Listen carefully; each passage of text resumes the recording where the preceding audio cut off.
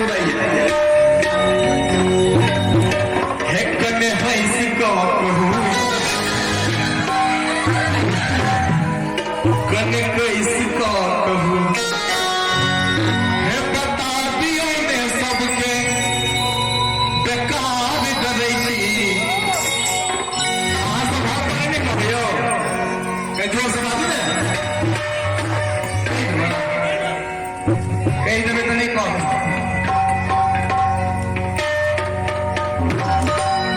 कने हंस को कहूँ कने कैस को कहूँ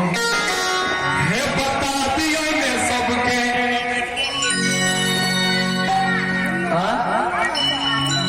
देखिए वही प्रेम में गीत में दिलखिन है अंश कुमार खाना जी छथिन बउआ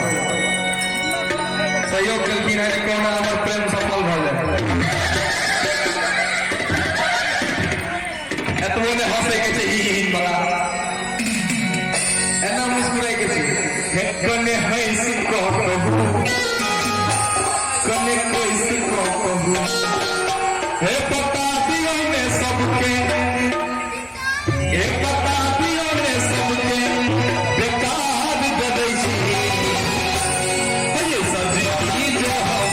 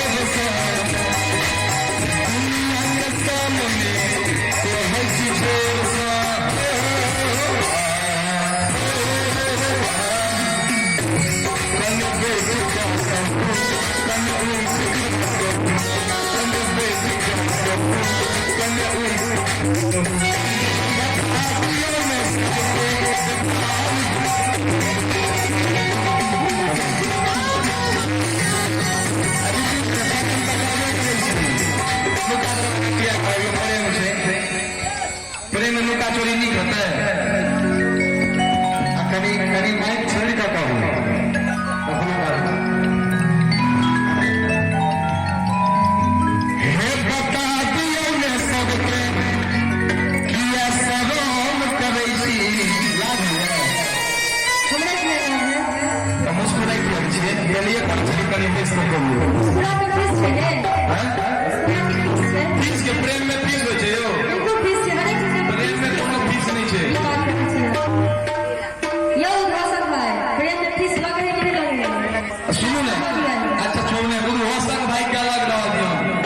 हमरा दुनु करे के गप छे ने हे बता दियो ने सबके किया सलाम कर ई काफी जे दू गोटे के बात छे